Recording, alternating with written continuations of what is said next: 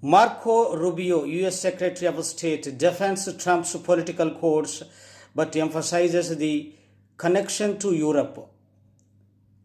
Thank you very much. We gather here today as members of a historic alliance, an alliance that saved and changed the world.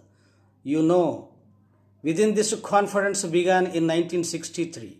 It was in a nation. Actually, it was on a continent that was divided against itself. The line between communism and freedom ran through the heart of Germany. The first barbed fences of the Berlin Wall had gone up just 2 years prior.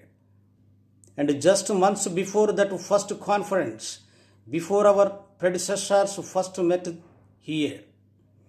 Here in Munich, the Cuban Missile Crisis had brought the world to the brink of nuclear destruction.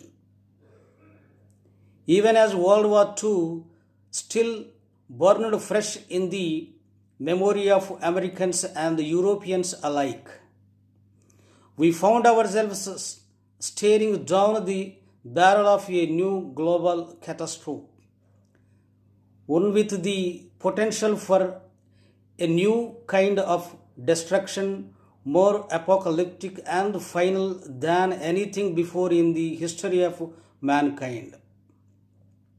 The time of that first gathering, Soviet communism was on the march. Thousands of years of Western civilization hung in the balance. At that time, victory was far from certain. But we were driven by a common purpose. We were unified not just by what we were fighting against. We were unified, but we were fighting for. And together, Europe and America prevailed. And a continent was rebuilt.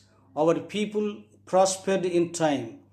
The East and West blocks were reunited. A civilization was once again made whole. That infamous wall that had cleaved this nation into two came down, and with it an evil empire, and the East and West became one again. But the euphoria of this triumph led us to a dangerous delusion that we had entered quote the end of history, that every nation would now be a liberal democracy, that the ties formed by trade